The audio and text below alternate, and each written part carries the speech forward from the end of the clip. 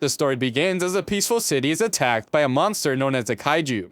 The emergency kaiju alert sounds throughout the city, and people are directed to designated safety areas. This thing is huge and it causes massive destruction while roaming the city, so a defense force arrives and opens fire on it. This isn't humanity's first time being attacked, so some people watching the scene eagerly wait to see which division of the defense force will arrive. It's the 3rd division, and they swiftly move in to deal some damage to the kaiju. One girl from the division carries a large cannon and uses this weapon's immense power to put a hole right through the kaiju, ending its life as she watches. Afterwards, our protagonist named Kafka is amazed at how huge the monster was. Its body parts are scattered everywhere, so he tells the others in his group that they will surely have to work overtime for a while. Nearby, citizens cheer the 3rd Division for completing their mission with no casualties. Kafka arrives in awe of the crowd that has gathered, and while the heroes walk away from the defeated monster, Kafka walks towards it. This is because his job begins after the battle is over. Him and the group he is in does the job that no one cares about, and no one is grateful for. They are in charge of taking the defeated kaijus apart and getting rid of them. Kafka does just that, and deposits a sample of the monster in some drone. Their job is not as glamorous as fighting the beast, but it's definitely a different kind of battle in its own right. This is perfectly demonstrated when Kafka notices someone hoisting something they should not be, and it explodes, causing someone to get hurt. Luckily, Kafka has had injuries just like before, so he handles the situation. These guys have a ton of work ahead of them, and Kafka laments how the bosses want them to clean up the gigantic mess in just 1 week. Just then, Kafka is told that he will be going to a different area, as they are short-staffed, and he is shocked to hear that he will be going to the intestines. Kafka is dragged away, so the others discuss just how bad the intestines are. Kafka arrives at the intestines, and instantly loses his appetite. He is a hard worker though, so Kafka pushes through his discomfort to get the job done. That night, Kafka arrives home exhausted, and he does his best to get rid of the smell from work. A news report comes on about Division 3 and their captain named Nina. At just 27 years old, she has not just become the captain, she has managed to slay hundreds of kaiju. A look back shows that she and Kafka were friends, and she was emotional when they promised to eliminate kaiju together. Mina is incredibly popular and famous now, so there are talks of her becoming a candidate for commander of the defense force. Kafka wonders how he ended up on the opposite side of things, but the thought is too depressing, so he tries not to think about it. He reminds himself that cleaning is also an important job that helps people. On top of that, he's able to eat the foods he likes, and he has an apartment that he is content with. Kafka thinks that this should be enough, and just goes to sleep. The next morning, Kafka arrives at work, where he is introduced to the part-time student that will be working with them from now on. His name is Ichikawa, and he is determined to join the defense force. Kafka's co-worker points out that Kafka had the same dream he has, but he eventually just gave up and became a veteran at the cleaning company. Ichikawa wonders why he gave up, so Kafka concedes that he realized that his abilities are limited. He tried hard, but there's always someone better. Kafka tries to have a positive attitude about it, but Ichikawa is completely serious. He declares that he will never give up for any reason, so he can't understand Kafka's logic. He doesn't want to understand either, so he just goes to get changed. Everyone thought that they would get along because of their shared dream, but Kafka is furious since he knows that there was no way to answer the kid's question without looking miserable. Kafka is forced to do some reflection, and he wonders if quitting is really that bad. They all head to work and go over the plan for the day. They decide which parts need to be preserved for research, and which parts simply need to be destroyed. Ichikawa is assigned to the intestines. Kafka is glad because of the kid's attitude, but he finds that he will be assigned to intestines as well for the 2nd day in a row. He is told that it's because he's good at dealing with intestines, so Kafka vows to show everyone what he's made of. The boss points out how Kafka complains a lot, but acknowledges that he's a diligent worker. If he had passed the exam, he would have been a good defense force officer. Afterwards, Kafka is happy to see that Ichikawa was grossed out by the intestines experience, but he had it just as bad as he must keep himself from puking. Just then, Kafka notices that the kid didn't bring much to eat. Ichikawa rudely tells him that he doesn't have much of an appetite, but Kafka gives him a vitamin drink. He insists that Ichikawa eat and drink as much as he can, or else he won't be able to make it through the workday. Kafka also offers him some nose plugs. Ichikawa refuses them, but Kafka insists that it will help. At the end of the workday, everyone gets cleaned off, and one group leaves first. Kafka is glad to see that the worst part of the cleanup process should be over now. Ichikawa arrives, so Kafka thinks he wants a rematch from their little wrestling match, but Ichikawa surprisingly thanks him for his help getting through the day. Before he leaves, Ichikawa points out that the defense force has changed their age limit to join. It is now 33 years old. Ichikawa knows that it's none of his business, but he could tell that Kafka looked sad when he talked about the defense force earlier. Ichikawa tells him that he can just quit if he wants though, but Kafka thanks him and states that Ichikawa is a better person than he thought. Ichikawa tries to keep his edgy persona, so he reminds Kafka that he doesn't actually care. But just then, a monster appears to attack him. Kafka rescues him just in time, but he's in bad shape. Ichikawa is shocked by what he calls a yoju, and Kafka must rescue him from being eliminated once again. Kafka tells him to run and get help, but he refuses to leave Kafka. Kafka reminds Ichikawa that he's supposed to join the defense force, but he won't be able to if he dies now. Kafka once again demands that Ichikawa leave, so he does. Kafka gets the terrifying monster to chase him through the streets, and just barely manages to dodge its attacks. He then gets away for a moment by running into a narrow building, and runs through a pane of glass. Another look back shows that Kafka and Mina both lost their schools and their homes. Kafka hated the kaiju, but only because they kept him from finishing his Pokemon game. Mina was disappointed to hear that this was all he cared about, but Kafka was just keeping a positive attitude. As for Mina though, she was sad because a cat named Nico died. They became serious as they stared at all the damage done by the kaiju, and they simultaneously declared that they will join the defense force. The two insult each other for this crazy idea since they are both so young, but they eventually decide to have a competition to see who can become the coolest officer. Kafka was sure that they could do it, and declared that they will eliminate all the kaiju together. Back to the present, Kafka realizes that things should not have ended up this way. He must continue running though, as the monster's just smashing through buildings to get to him. Kafka decides to make a stand against the monster, and determines that he must attack its legs. Unfortunately, he doesn't stand a chance, as the monster instantly attacks him, and Kafka wonders why things ended up this way. Kafka screams in agony as the monster stomps on him, and he can no longer move as his leg is broken.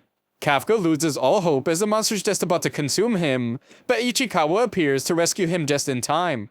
Kafka calls him an idiot, but Ichikawa explains that he already notified the defense force. Kafka meant that he was an idiot for coming back at all, but Ichikawa points out that if he abandoned Kafka, he would never be able to become a defense force officer. Just then, Kafka has flashbacks to when he received the defense force rejection letter, and his dreams were crushed. He curses himself for being so useless, as Ichikawa gets thrashed around by the monster. Kafka is furious since he hasn't changed at all. He wasn't able to protect his friend's cat, and now he can't even protect the new kid at work. Kafka's frustration causes him to scream out with rage, just as Ichikawa is about to be eliminated by the beast. However, just then, the monster is absolutely blown to pieces, leaving the two guys shocked. A female voice declares that the target has been eliminated, and Kafka is shocked to see that Mina has arrived with the other members of the 3rd Division. She has some of her crew take care of the injured, while her and the rest go check for more yoju. Kafka is checked on, but he's in really bad shape and unresponsive. That night at the Yokohama hospital, Kafka marvels at how amazing Mina has become. She was able to eliminate such a terrifying monster in an instant, so Kafka determines that she has gone to a place that he can never reach. Kafka thought that he was alone, but he is shocked when he learns that Ichikawa is right next to him. Ichikawa points out that if Kafka didn't rescue him and tell him to run away, he would be dead right now. Kafka is then shocked when Ichikawa says that he is cool, and Kafka thinks about his competition with Mina to become the coolest officer. Ichikawa thinks that Kafka should be an officer, but once again declares that it's up to him. Kafka punches himself, finally snapping out of his negative mindset, as he wonders how long he was intending to turn a blind eye. He thanks Ichikawa and tells the kid that he really is a good person. Kafka still doesn't think that giving up is a bad thing, but it's definitely not good to deceive himself. He then confidently declares that he will once again aim to become a defense force officer. His heroic declaration is interrupted though, when he's shocked to find a monster hovering above him. This thing says that it has found him, and it shoves itself into Kafka's mouth. Ichikawa wonders if he is okay, but he's clearly not as he gasps for air and thrashes about. Ichikawa checks on him, but he is shocked to find a monster in Kafka's bed. Kafka casually looks at Ichikawa and then casually looks at his reflection. The shock eventually hits them, so Kafka tries to tell Ichikawa to calm down and that it's him. Ichikawa calms down, but some old guy arrives to call the defense force. The guys freak out as they think about what the defense force does to kaiju, so the guys panic as Ichikawa tells Kafka to run. Another look back shows Kafka telling Mina how to immobilize kaiju. She took notes as he told her that she needed to attack the legs and tie it up. Mina was scared by the thought of fighting a monster, so Kafka assured her that when the time comes, he will be by her side. Back to the present, Mina thinks about how that was a lie. Just then, Mina is informed that a kaiju was spotted at the Yokohama hospital, and she declares that she will handle it. She will dispatch along with her officers, and they will eliminate the kaiju. Another look back shows that Mina made fun of Kafka for saying that he would be right by her side when she got scared.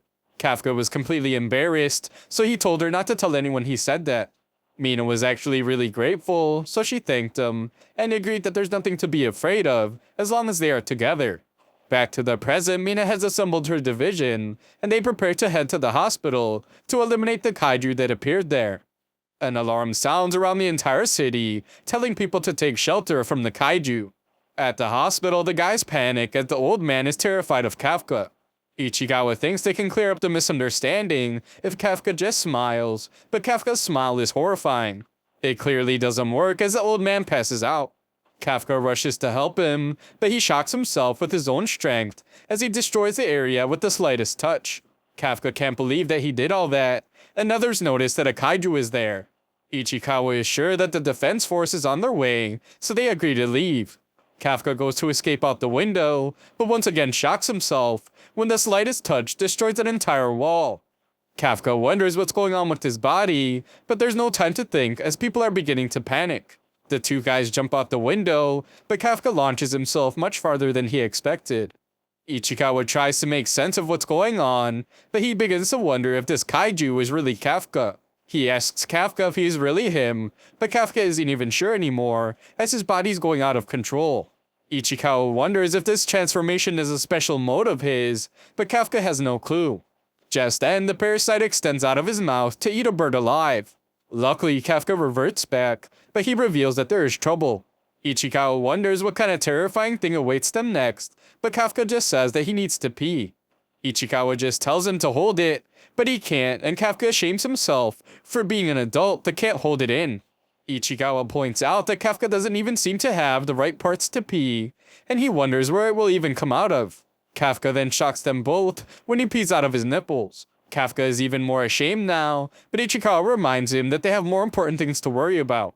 Kafka wonders if he can still join the defense force the way he is now, but Ichikawa points out that he is what the defense force eliminates. They probably won't let him join, and instead they will just destroy him. Kafka gets serious as this fact starts to sink in. The timing couldn't be worse either, as he just decided to try and catch up with Mina. They prepare to enter a restricted area where no one will be around, but Kafka senses something approaching. It's not the defense force though, since it's coming from underground. An explosion occurs elsewhere in the city, and the defense force receives a report that another kaiju has appeared. Kafka is able to tell that it's the same type that attacked them before. Ichikawa points out that they already sounded the alarms because of Kafka, so he hopes that there won't be any casualties. This kaiju will keep the defense force busy, so it's the perfect time for them to hide. Elsewhere, a girl sobs as her mother is trapped, and they are found by the kaiju. The mother begs her daughter to run away, but it's too late as the kaiju is about to consume her. However, just then, Kafka arrives to hit the kaiju with an incredibly powerful punch. Kafka shocks himself once again with how powerful he is, and he goes to check on the girl. Of course, she is scared of him, so Kafka reminds himself to smile, but this just makes it worse. He rescues the unconscious mother, so Ichikawa explains that she will be fine. The kaiju returns, so Kafka tells him to get out of there. Ichikawa wonders what he's planning to do, so Kafka reveals that he's going to try punching the kaiju as hard as he can. Kafka begins a countdown as his body bursts with power, and he unleashes the powerful punch. This strike absolutely destroys the monster, sending its parts flying everywhere, and its blood rains down from the sky. Kafka still can't believe how insanely strong he is, and Ichikawa is sure that Kafka can never use that punch on a human. Kafka tells them that they can safely head to the hospital now, but he's more terrifying than ever. He tells the girl not to worry because the defense force will be there soon, so he is leaving. The girl stops him though and thanks him. This reminds Kafka of when Mina thanked him, and he imagines a future where he is fighting by Mina's side. Ichikawa wants them to run before they are found, but Kafka declares that he isn't giving up after all. Kafka reveals his human face again and states that he must go and stand by Mina's side. The defense force arrives soon after to wonder what in the world just happened to the obliterated kaiju. Mina asks the little girl to tell her everything, but she is terrified just thinking about it. Mina tells her not to worry and promises that she will destroy all the kaiju for her. The girl gets worried for a different reason though, and Mina is shocked when the little girl wants her to promise that she won't hurt the good kaiju. She clarifies by saying it's the one that saved her mom, but Mina can't even comprehend what the little girl just said. 3 months later, a news report reveals that the Defense Force has given a code name to the unknown kaiju. They have a drawing of it from witness testimony, and they are calling it Kaiju Number 8. All Kafka's cleaning company co-workers just assume that the kaiju is probably already dead. Ichikawa arrives at work and thinks about how Kafka became the first kaiju in history to escape the Defense Force. However, this means that every Defense Force officer in the country is looking for him now. Just then, their boss explains that Kafka and Ichikawa received something in the mail. The other guys discuss how Kafka would take an exam every year, and they always had to cheer him up after he got the results. Ichikawa checks his letter, and the others congratulate him as he passed the first round of Defense Force selection exams. On his way to give Kafka his letter, Ichikawa can't help himself, so he checks Kafka's results. He sees good news, so he rushes off excitedly.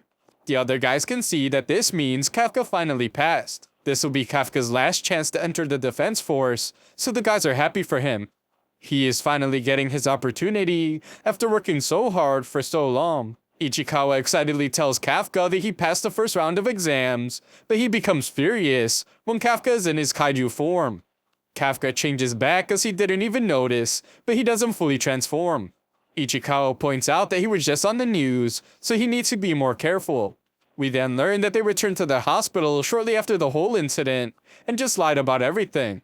Ichikawa thought that Kafka would be more happy about the letter, but Kafka reveals that the second round is where he always fails. Ichikawa wonders if Kafka is really planning to take the next exams with this crazy body of his. Kafka assures him that no one will notice, but he still can't get his transformation right. Ichikawa points out that the first round is just a written test and some paperwork, but there will be officers everywhere during the second. This will be really dangerous, as they will eliminate Kafka on sight if they see he is a kaiju, but Kafka declares that he's taking the exam no matter what. He has been working real hard these past 3 months, and this is his last chance since he is 32 years old. Ichikawa is just as determined, so he says that no matter what happens to Kafka, he's not going to drop out either. They agree that if they're going to do it, then they're going to do it as rivals. Kafka casually goes to drink something, but he has a hard time opening his water bottle. He ends up transforming and destroying it with his immense strength, so Ichikawa takes back everything he said. The two finish arguing, and Ichikawa tells them that the other cleaners will arrive soon.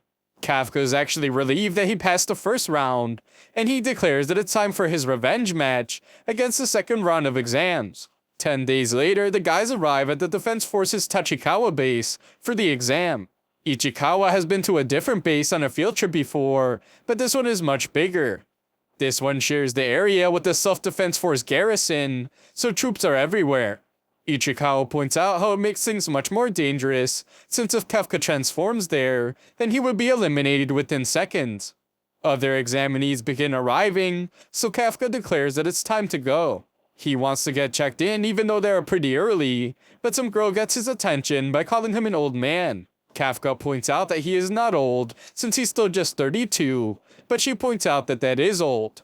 She tells him to move his truck, but he states that there are tons of other parking spots. She insists though, since her lucky number for the day is 5. Kafka has had enough of the annoying girl, so he declares that he will teach her some manners. Kafka is shocked when she removes her dress to reveal her suit underneath, and she declares that she will just move his vehicle herself. The guys are shocked by her suit, which seems to give her immense power, and she lifts the truck with one hand. They are horrified as she just tosses it aside, and Kafka points out that that is a company vehicle. Ichikawa wonders just who the heck she is, so she reveals that she is examinee number 216. Her name is Kikaru, and her hobby is eliminating kaiju. She tells them to remember her name, and Ichikawa is shocked when he recognizes her last name. Kikaru then turns her attention back to Kafka. She gives him a sniff and points out that he smells just like a kaiju. Ichikawa quickly explains that they are part of the kaiju disposal unit. Kikaru is then shocked when Kafka easily lifts his truck, and she assumes that he must have his own hidden power suit. Kafka introduces himself as examinee number 2032 and dramatically tells the kiddo to remember his name. His cool introduction is interrupted though when he realizes that Kikaru's butler took his parking spot. Kikaru thought the exam would be really boring, but explains that it's getting interesting. She vows to show up Kafka really bad and leaves. Ichikawa is furious with Kafka for already using his powers, but Kafka points out that he was able to only transform the part she couldn't see. They tell some guards that the loud noise was nothing, but Ichikawa tells Kafka that he will send him home if he pulls any more stunts. Kafka knows that this is his last chance to stand by Mina, so he promises himself that he won't give up this time. Moments later though, Kafka struggles really bad during the exam. He has been keeping up with his training, and he does really hard physical work every day, but he just can't keep up right now. A look back to a moment ago shows Ichikawa explaining that the second stage of the exam has two parts, a fitness test and an aptitude test. They can't change their aptitude, which means they have to get the best grades they can in the fitness test. However, Kafka's having a really hard time. He was always pretty below average, but things have gotten way worse. He is really falling behind, so he wonders if people really become this weak after turning 30. Falling behind makes Kafka think about transforming, but that would just be crazy. Unfortunately, Kafka does really poorly, and receives a rank of 219 out of 225. Hikaru reveals that she ranked 5th, and mocks Kafka as it didn't take long at all to show him up. Kafka thinks about how he dramatically told her to remember his name, but he wants her to forget his name now. Ichikawa's just glad that Kafka didn't use his powers, and Kafka explains that it wouldn't be fair if he did, since everyone worked so hard to get there. Kafka just said that to sound cool though, and he wishes that he did use his powers. Kafka is sure that he would have done better, but Ichikawa thinks that there was another reason why Kafka received the rank he did. Elsewhere, Mina is shown this year's applicants. Her subordinate assumes that she won't care because all she cares about is eliminating kaiju, but he is shocked when she's willing to hear more while she works. The guy explains that a guy named Nozumo has his attention. He graduated at the top of his class, and he's the most promising of this year's group. Ichikawa noticed this guy as well, as he just ranked 2nd. The guy who ranked 3rd is Iharu, the valedictorian of some big university. The guy who ranked 1st though is Kaguragi, the rising star of the Japan Ground Self-Defense Force. Those guys aren't the only ones, as most examinees this year are from top universities. Normally, people like them would be trying to become elite officers, not field agents. This is probably why Kafka ranked so low, and Kafka realizes that this is why they seem so strong. Ichikawa explains that even among all these strong guys, there's one person everyone is watching. She graduated from California Neutralization at age 16. She skipped grades and became the youngest ever to do so. It's Kikaru, and they call her the greatest talent ever. The 3 top guys are watching her and hope they can measure up. Ichikawa points out that it's a group of extremely skilled applicants, none more so than Kikaru. Kafka tells her that he had no idea that she was so amazing, but he gets beaten by her bodyguards for touching her. Everyone watches and they just assume that Kafka is one of her groupies. Kikaru laughs as she showed him up yet again, but Kafka declares that he will show her up too. In reality though, Kafka knows that things aren't going well, but Ichikawa still has hope. For the last 2 years, the second part of the test has been kaiju corpse disposal. They want to test examinees' knowledge of kaiju and their ability to work in a group. They also want to show them that there's more to the job than just eliminating kaiju. This being in the test is why Ichikawa chose to work part-time at the disposal unit. Kafka's hope is restored, so they decide to bet everything on the next part of the exam.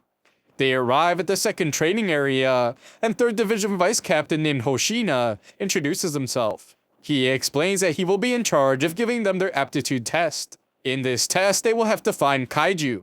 Kafka becomes excited as he thinks that they will have to find them to simply dispose of their bodies, just like Ichikawa said, but he is shocked when Hoshina actually says that they will have to find and neutralize the kaiju. Kafka is then startled when one of these immensely powerful kaiju tries to attack Hoshina, but some security measures stop it. Kafka is still shocked, but all the top guys are clearly eager for this part of the exam. Hikaru laughs at our boy, so Kafka wonders what happened to just disposing of the bodies. Ichikawa explains that that is just what happened the past 2 years, and he's disappointed too. Hoshina explains that this part of the exam is very dangerous, so they will have them do it while wearing the Zumotech gear. Ichikawa tries it on, and is amazed as it analyzes his body measurements and adjusts its shape specifically for him. The suit becomes one with his body, and Ichikawa can even feel his muscles getting stronger. These are Demon Defense Force combat suits, and it's made from organic material taken from kaiju. It massively multiplies the combat power of its wearer. Elsewhere, Konami, the 3rd Division operator, states that she will start measuring the unleashed combat power of the ones wearing their suits. Ichikawa's combat power is 8%, Izumo is at 18%, Kaguragi is at 15%, and Ihiro is at 14%. Unleashed combat power indicates how much of the suit's power an examinee was able to draw out. Even after tons of training, it's usually around 20%, and they are lucky if they even get just one applicant a year above 10%. These 3 guys are all over 10%, so Hoshina wonders if this year will be something they have never seen before. Just then, everyone is absolutely shocked as Konami sees that Kikaru's unleashed combat power is at 46%. Everyone is in awe of her, and Hoshina thinks about how she's already at the level of a platoon leader. She hasn't even joined the force yet, so they assume that this must be some kind of record. Ichikawa is down on himself for only being at 8%, but Hoshina explains that that's still pretty good for the first time. As long as the examinees don't have a 0, they will pass, and Hoshina explains that he has never even seen a 0 before. There's a first time for everything as everyone is shocked once again, but this time it's because Kafka is revealed to have an unleashed combat power of 0%. Everyone laughs at him, and Konami even wonders if there was some kind of error. Kafka tells them to just give him some more time as he's trying to squeeze out the combat power. Hoshina laughs uncontrollably though, as he points out that this isn't like using the bathroom, and he can't just squeeze it out. Hoshina is really starting to like Kafka, but he assumes that he won't be able to pass the exam. Kafka figures that there might be some kind of trick to getting a higher percentage, and tries hard to figure it out before the exam ends. Kikaru is getting really frustrated with him, and she just wishes that he would show the power he used in the parking lot. Hoshina then enters the room, and reveals that it's time to start the final part of the exam. He explains that their targets will be 1 Hanju and 36 Yoju, and they have been placed throughout an urban training area. These kaiju caused 16 casualties in total, and they were captured alive to serve as training aids. Examinees will fight them with anti-kaiju weapons, and drones will monitor their actions. If they sense that an examinee is in danger, they will activate the shield in their suits to save them, but this will also mean that they fail the exam.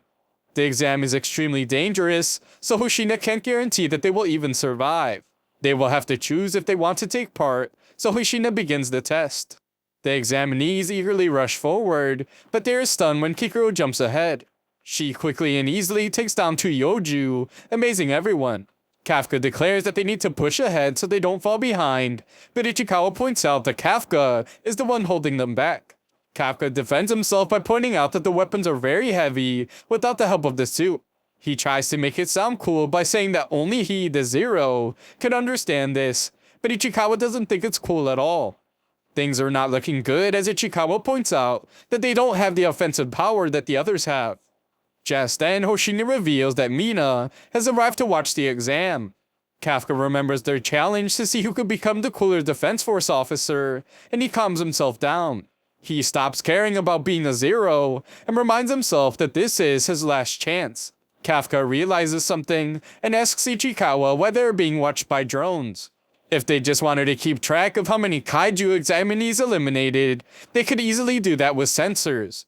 This isn't the case because aside from testing their abilities, what they're also testing is how well they can adapt to this situation.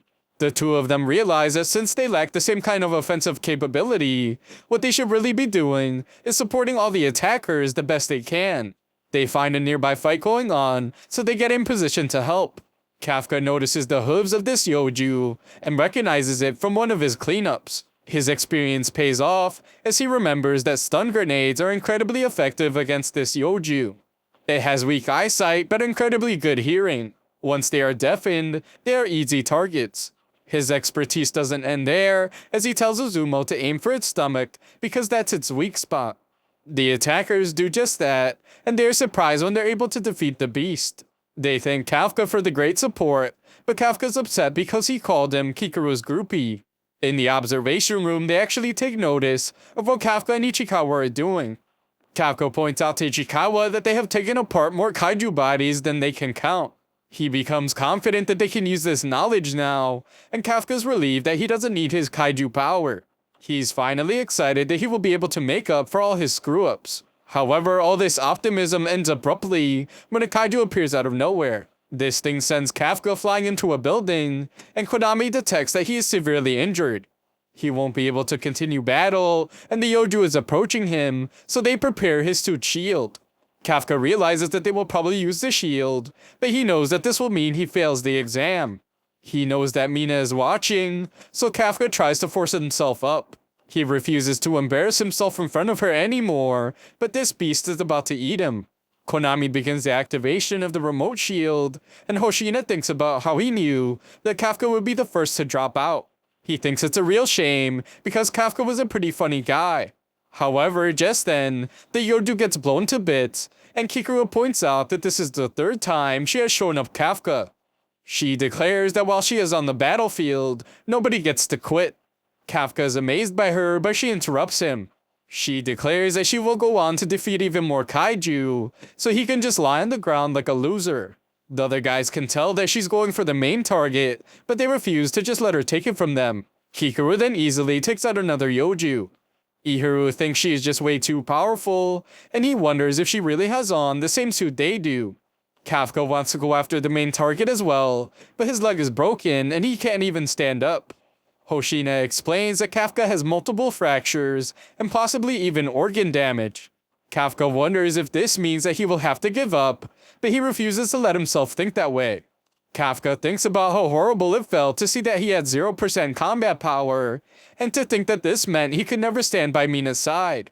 He becomes frustrated when he thinks about how only those with talent pass. Hoshina recommends that Kafka just drop out, and explains that the suit shields aren't foolproof. Kafka has become defiant though, and thinks about how he is the one who decides if he gives up or not.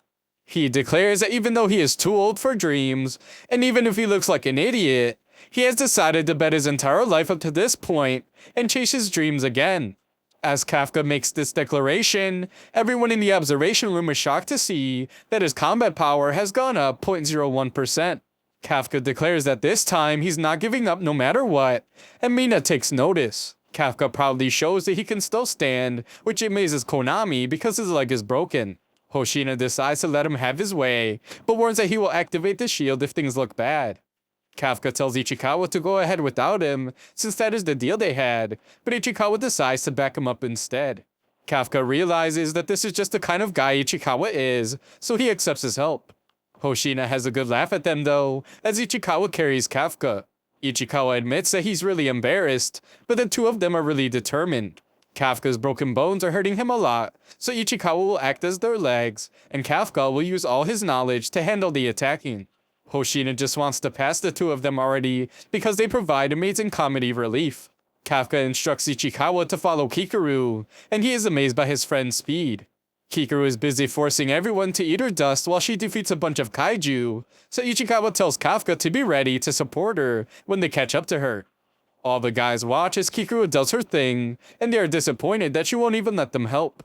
Konami announces that Kikuru has eliminated the last Yoju in the area, and is already engaging the Hanju.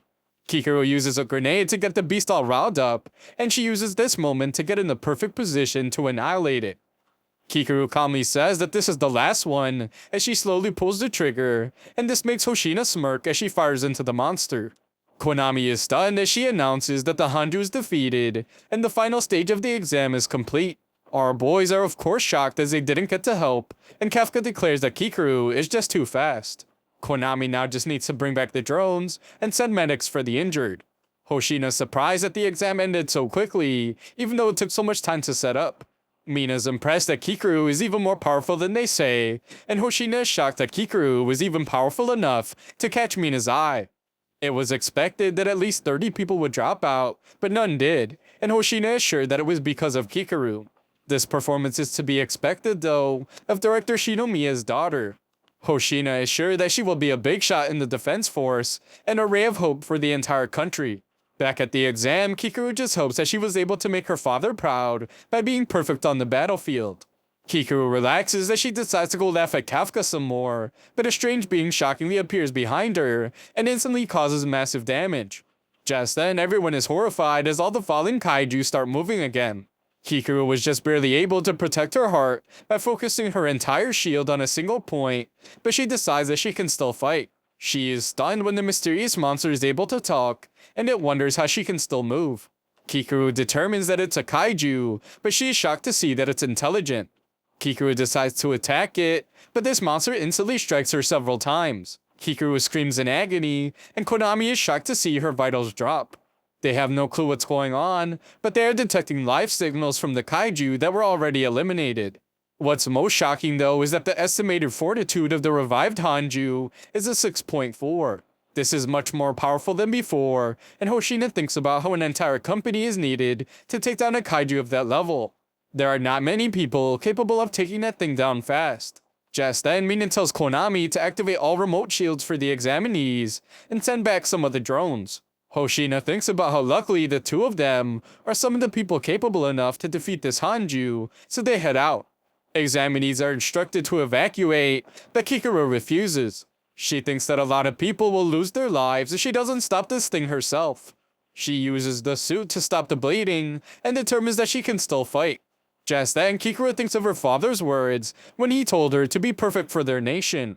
Kikaru now demands perfection from herself, but she is easily knocked to the side by the Hanju. She can barely even move now, but she still refuses to lose. A look into the past shows that Kikaru was proud to receive the top grade in class. All the students around her of course didn't do as well, but their parents were at least there to celebrate with them.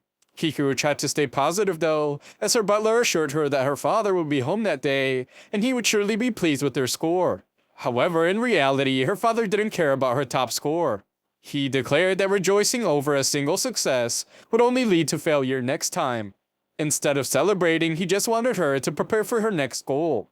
This is when he told her that she needed to always be perfect for the sake of their nation's future, and for the sake of her late mother as well. Her father's words still weigh on her till this day, so she fights back. He always told her to never stop moving forward, and to never let anyone be better than her. So now she refuses to lose. Even with just one arm, as long as she can move, she will fight. Unfortunately for her, she has just suffered too much damage, and she must once again scream from the unbearable pain. Just then, one of the drones spots the Hanju, and Konami is shocked to see that its severed offensive uni organ has regenerated. Hoshina gets really worried, as Konami determines that it's gathering energy for an attack. Hoshina and Mina are rushing to the site, but he is unsure if they will make it in time. The beast prepares this immense attack, and Kikaru comes to the conclusion that she is done for. She apologizes to her father for not being perfect, and begins to cry.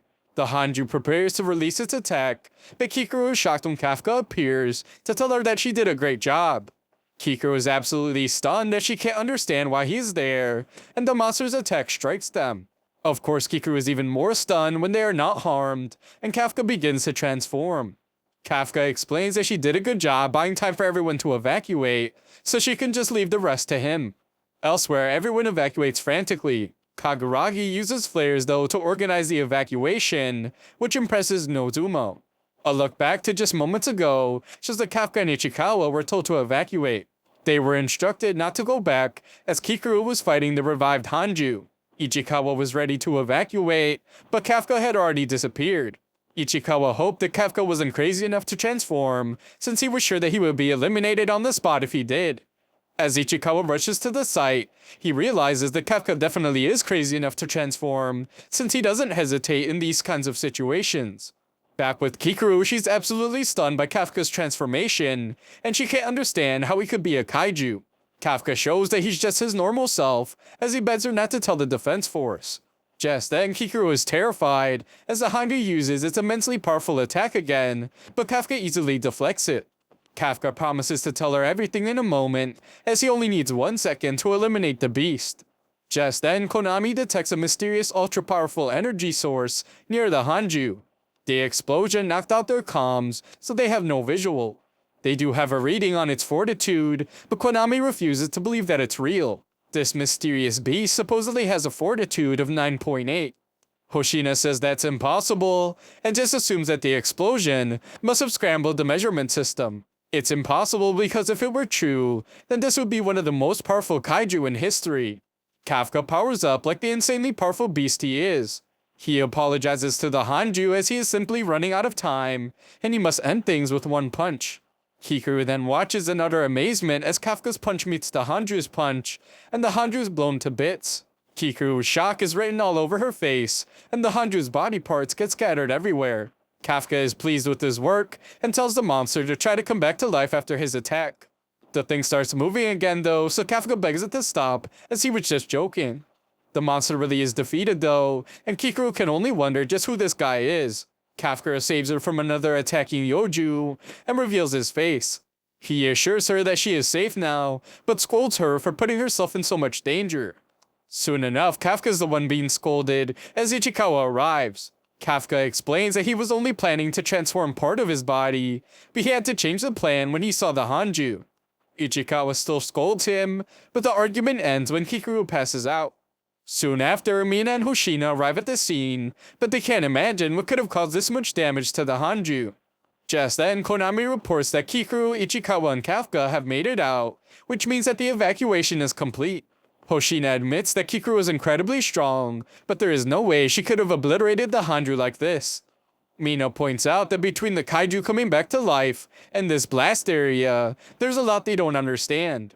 Mina then issues an order for an investigation unit to inspect the area, while she and Hoshina wipe out the remaining Yoju. Hoshina realizes that this blast is similar to what they saw 3 months ago, and he wonders if they are connected. Later, we see that Kafka is back in another hospital. Ichikawa explains that Kikuru is recovering as well, as they are using the Defense Force's best technology to treat her. Kafka reflects on the exam, which reminded him how difficult it is to compete against incredible people. It also reminded him that chasing your dreams means there's always someone out there who's beating you at the things you care about the most. Most importantly though, he remembered that you get so excited that you don't even care. Kafka is glad that he decided to take the exam again, and he thanks Ichikawa for encouraging him. Just then, Mina surprisingly appears, and simply thanks them for carrying Kikuru to the shelter. She leaves just as fast as she appeared, so Kafka almost calls out to her. He stops himself though, as it's not the right time, and he would rather wait to talk to her after he becomes an officer. He's more confident than ever that this will happen, and he makes a silent promise in his mind, telling her to just watch. Nearby, Kikuru has a nightmare about failing to be perfect for her father.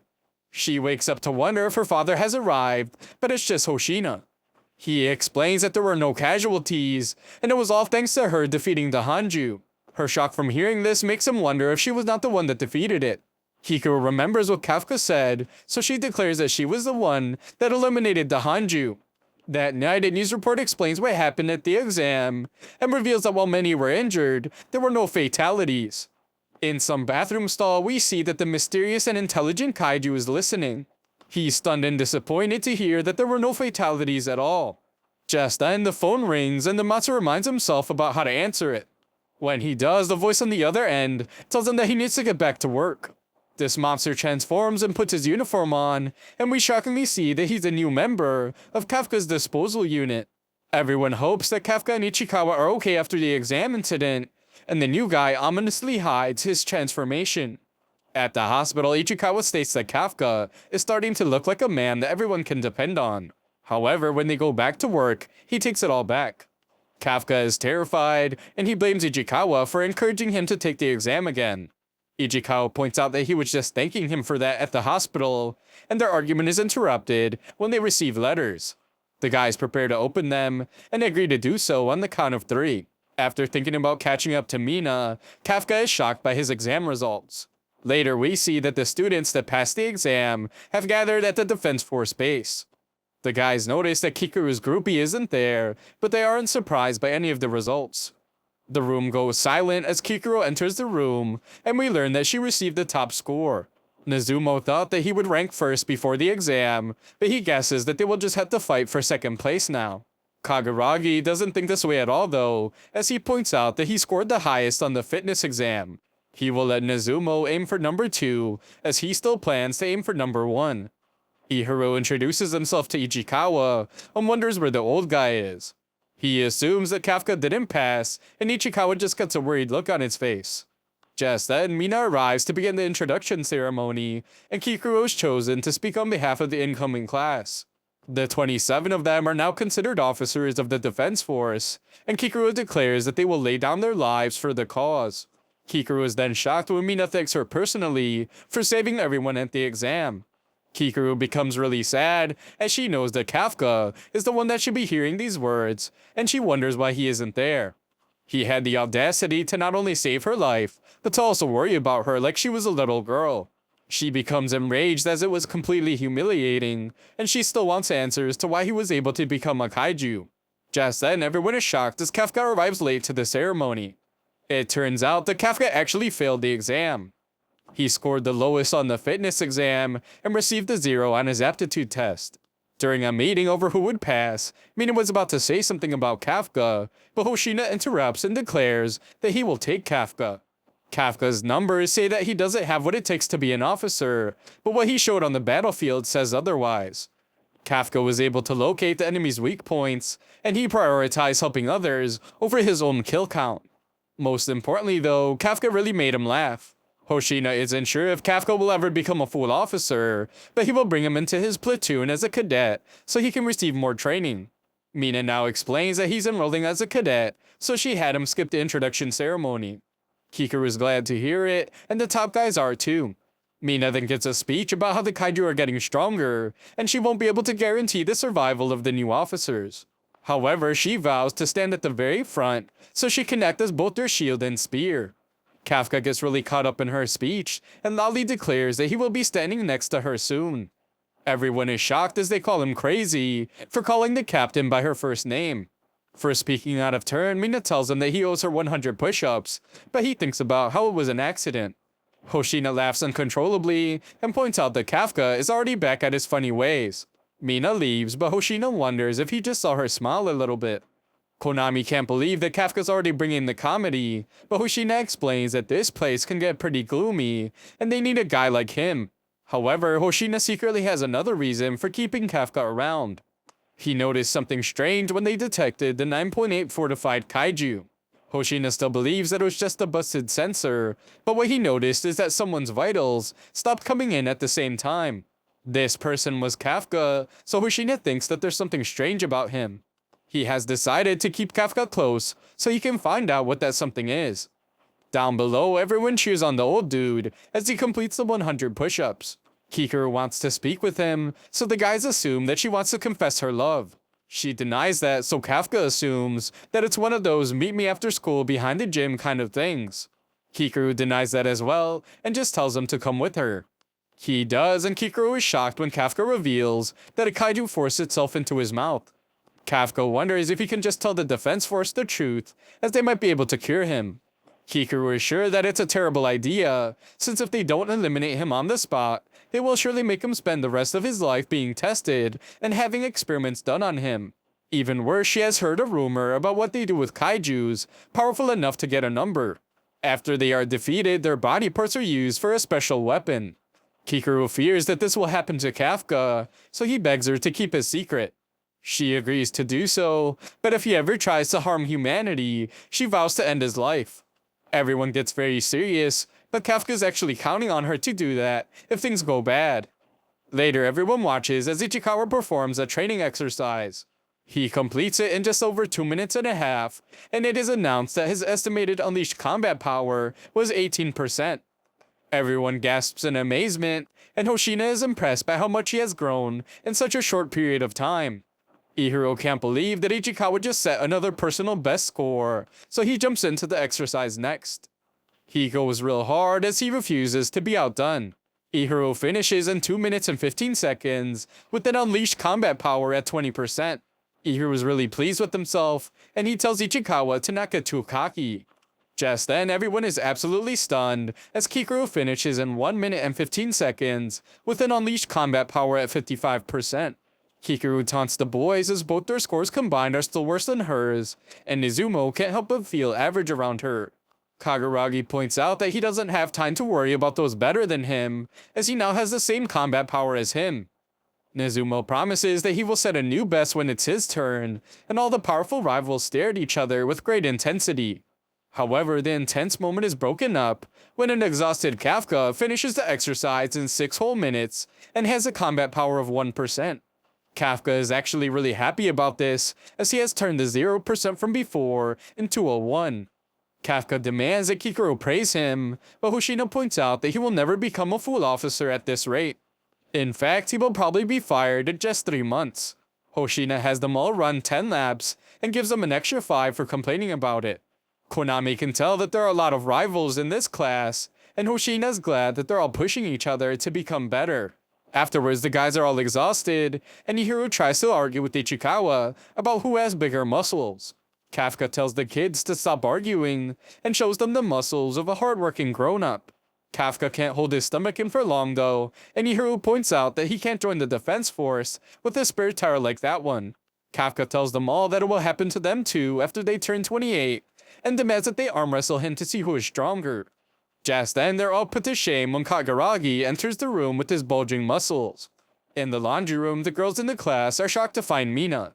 Kikuru admires how in shape she is, but she knows that that alone doesn't explain her amazing combat power. Kikuru would like to know what kind of training she has done, so Mina instructs her to stand next to her.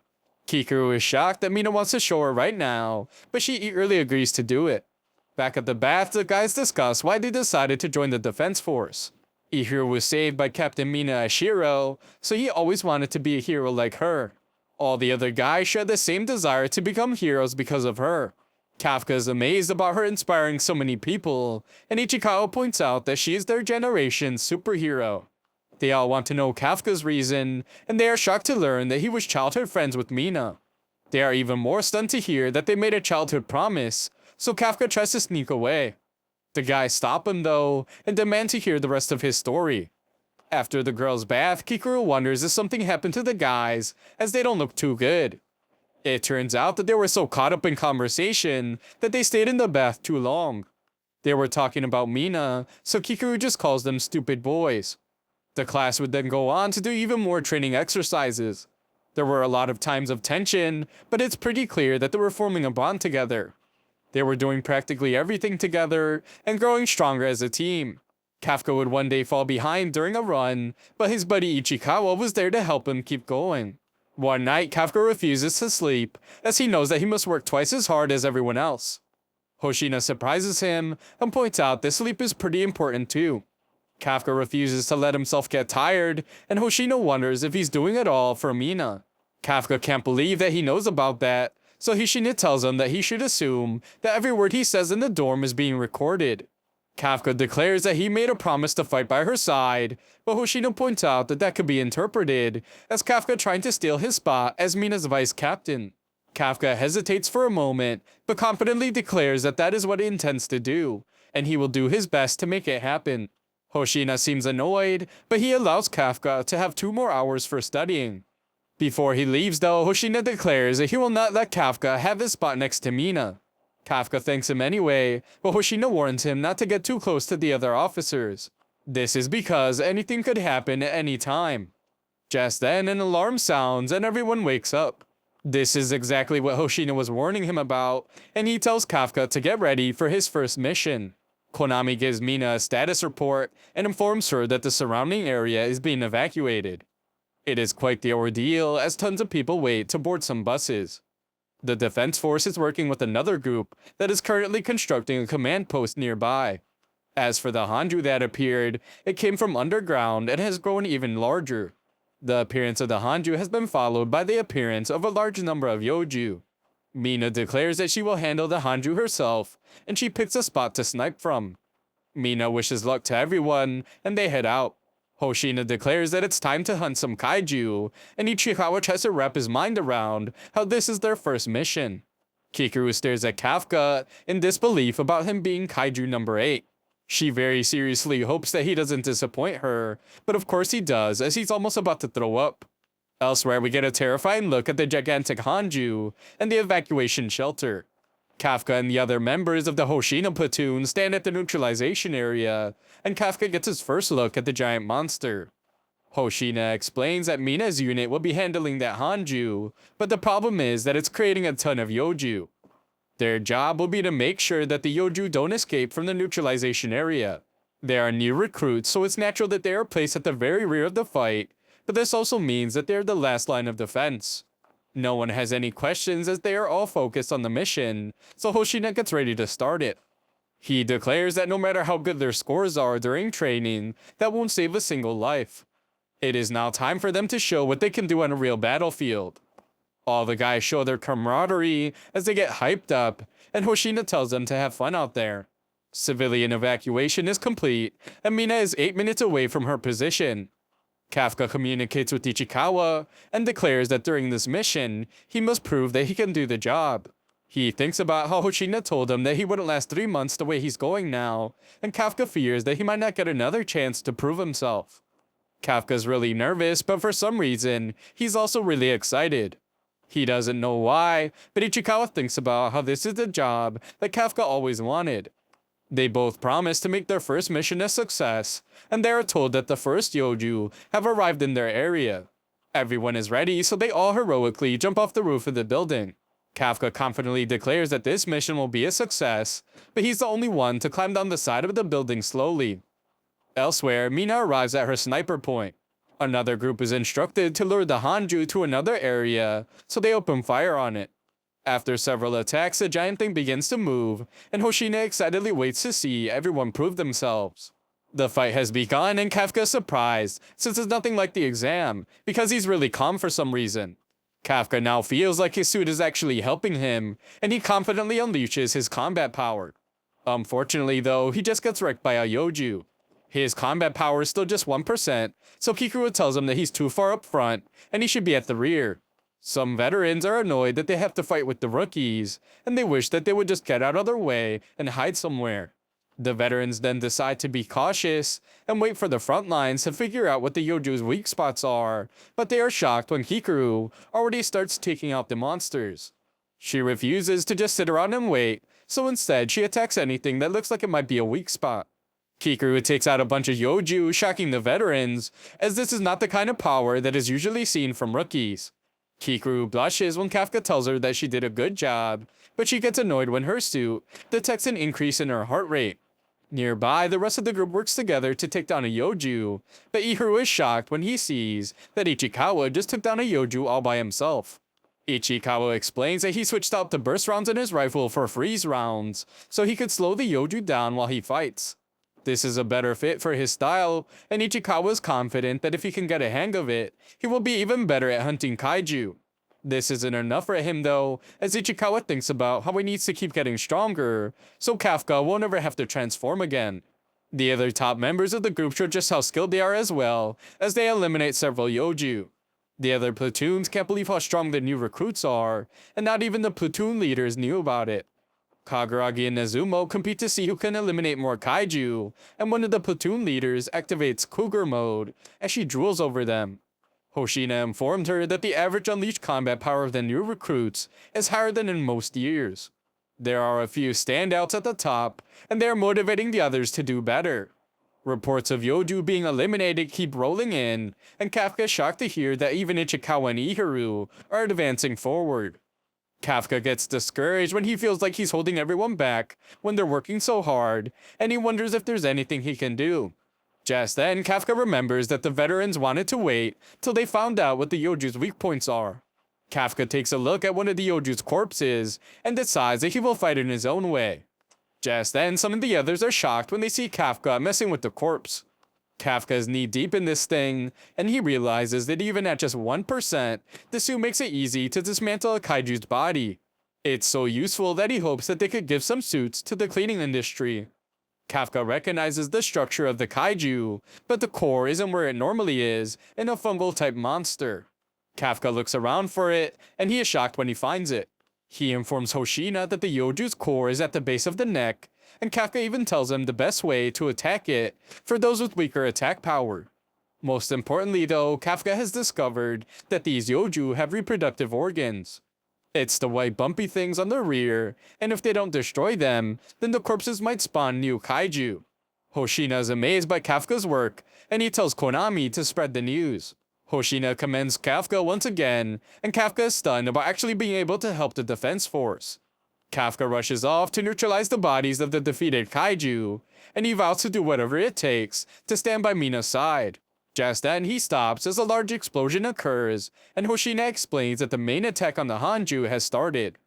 The Hanju has been lured to the destination, and the other platoons use suppressing fire to keep it in place. Mina then breaks out her giant weapon and makes the preparations to fire it. With everyone at a safe distance, Mina is given the clear to fire. Mina thinks about her competition with Kafka about becoming the cooler officer, and she prepares to show him how far she has gotten. The insane amount of power she unleashes causes her to destroy the ground beneath her feet, and her suit announces that Mina's unleashed combat power is at an incredible 96%. Hoshina watches her and hopes that Kafka is watching closely as well. Mina fires her weapon, and the insanely powerful attack absolutely destroys the gigantic Hanju. Hoshina wanted Kafka to watch so he could see the power of the person he's trying to stand beside. The Hanju's core is now exposed, so Mina loads another round into her weapon. She fires away, destroying even more of the Hanju, and Konami announces that its vitals have disappeared. The thing collapses, and Konami's a bit surprised when Mina loads a third round. Mina fires away again, and Konami announces that the Hanju has stopped moving completely. Everyone is amazed, but they're all shocked when Mina loads a fourth round into her weapon. Konami points out that the Hanju is already down, but Mina just demands that Konami give her the order to fire again. She does, so Mina once again shoots at the monster. Kafka watches in total admiration of her, and Hoshina arrives to wonder if Kafka is ready to give up on his goal. Standing by Mina's side means that he would have to match her incredible strength. Hoshina admits that not even he could do that. His combat power is not as good as hers when it comes to long-range weapons, so he can't take down the big boys like she can. The story is completely different, however, when it comes to small and mid-sized kaiju. Just then, Kafka gets worried when a kaiju appears behind Hoshina, but this just proves to be an opportunity for Hoshina to display the power he spoke of. With just the slightest movement, Hoshina slices the Yoju to pieces, and he declares that he thinks he's better than Mina when it comes to monsters of this size. Kafka couldn't see his attack at all, and Hoshina explains that his family has been a clan of kaiju hunters for generations. He goes on to say that a captain and vice captain are the force's most powerful members. That is why they are given special equipment tailored to their fighting styles.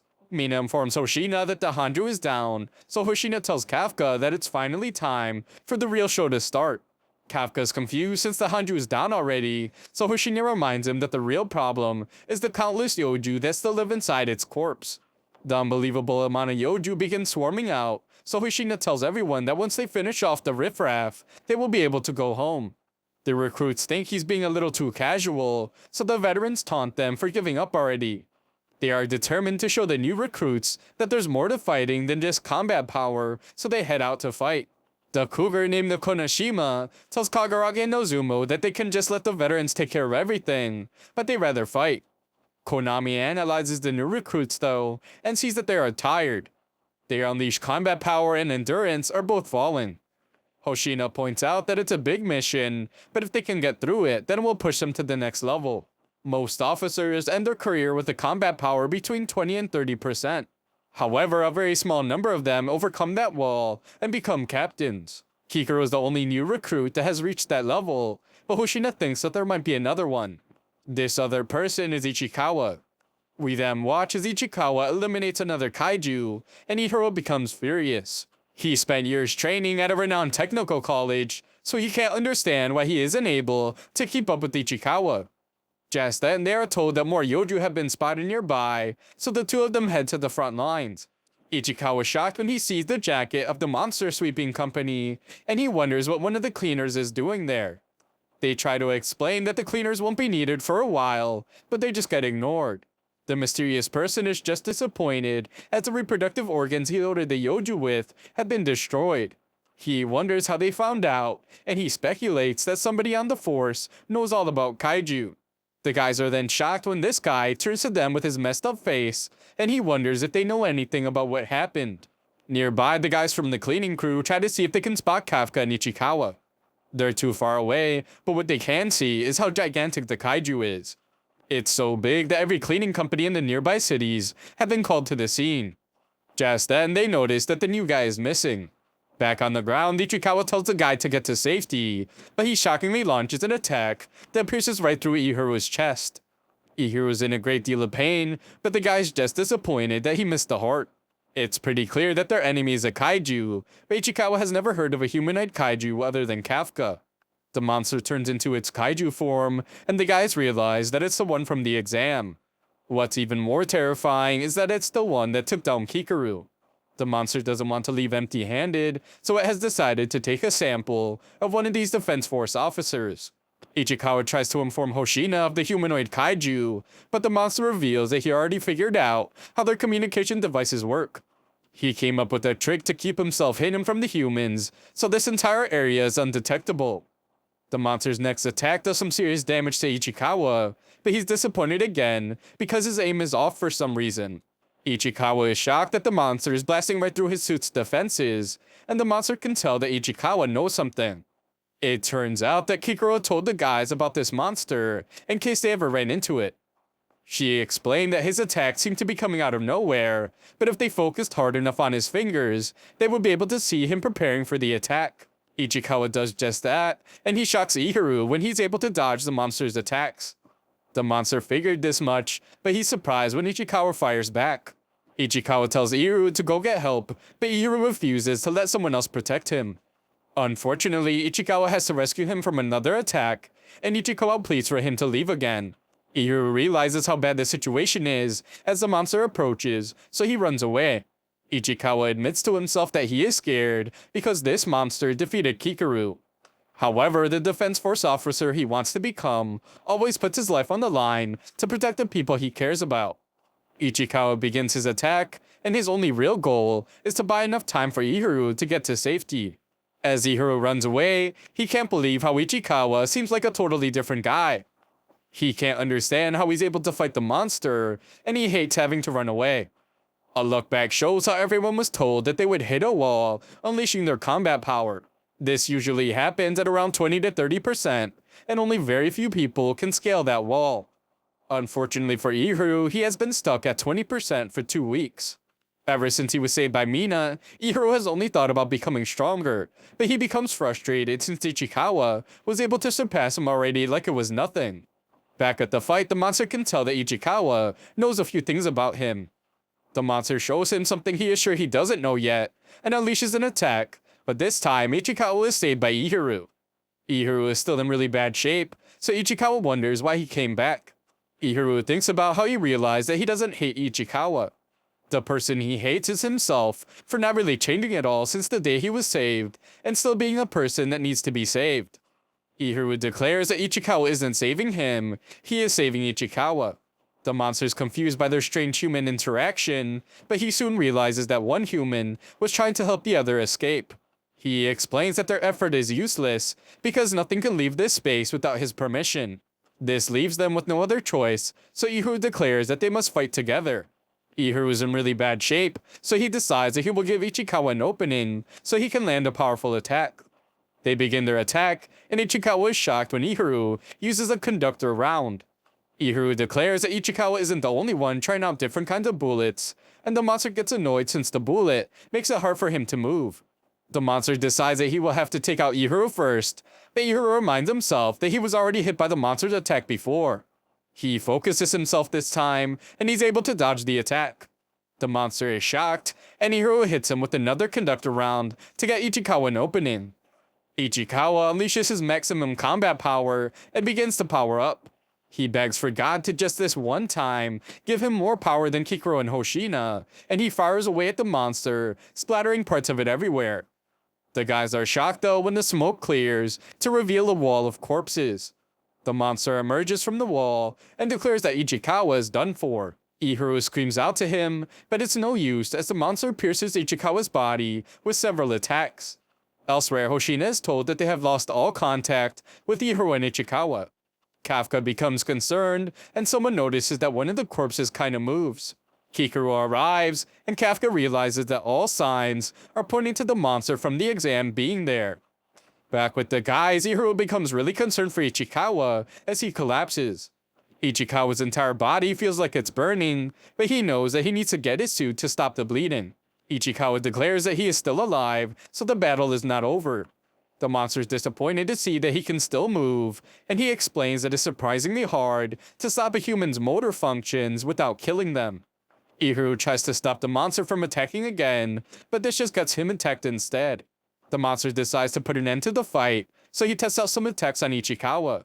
Ichikawa screams in agony, but he can still move, so the monster tries out attacking different spots on his body. Ichikawa screams even more, and Ihiro becomes furious. His comrade is being attacked right in front of him, and there's nothing he can do. Ihiro hates to admit it, but he acknowledges that Ichikawa is amazing. Ihiro is sure that he will become a captain one day, so he won't let Ichikawa's life end here. He heroically tries to shoot the monster again, but the weapon is damaged. The monster determines that he doesn't need Ihiro anymore, so he prepares to end his life. The situation is completely hopeless, so Ihiro pleads for God's help. It's actually so bad that Ihiro doesn't care who comes, and he would welcome help from a demon or even the devil himself. All he can do is plead for help now, and he wishes that someone would come save his friend. The monster declares that it's time for Ihiro to die, but Kafka appears out of nowhere and tells the monster that he will be the only one dying. Kafka sends the beast flying with a punch, and it doesn't even know what just happened. The monster can see its own body, and he realizes that his head was knocked off. Kafka rushes to Ichikawa and apologizes for being late. Ichikawa is disappointed in himself and realizes just how weak he is. He wanted nothing more than to prevent this from happening, but in the end, he made Kafka transform again. Ihiro watches in shock as he can't believe that there's another humanoid kaiju. The monster sees this as well and realizes that Kafka is kaiju number 8. Kafka keeps a positive attitude as he tells Ichikawa that he needs to have his suit heal his wounds, and he has a good laugh because that's something he can't do himself. Ichikawa just wants Kafka to be careful, so Kafka just says to let him handle the monster. Ichikawa is still concerned though, as he has a bad feeling about this. The monster wonders why another kaiju is getting in his way, and he admits that kaiju number 8 is much stronger than he thought he would be. Because of this, he would like Kafka's corpse so he can use it. Just then, the monster sends a shot right through Kafka, and Ichikawa is shocked that it managed to hurt Kafka in his kaiju form. The monster realizes that it will take much more than that to eliminate Kafka, so he powers up a much more powerful attack. Ihiro is shocked when he realizes that the monster wasn't taking them seriously at all, and Ichikawa tells Kafka to run away. Kafka doesn't listen though, and just gets really angry when he realizes how much pain the monster was causing his friends. Everyone is shocked when Kafka's rage causes him to release a ton of power from just his voice, and he's able to deflect all the monster's attacks with a scream.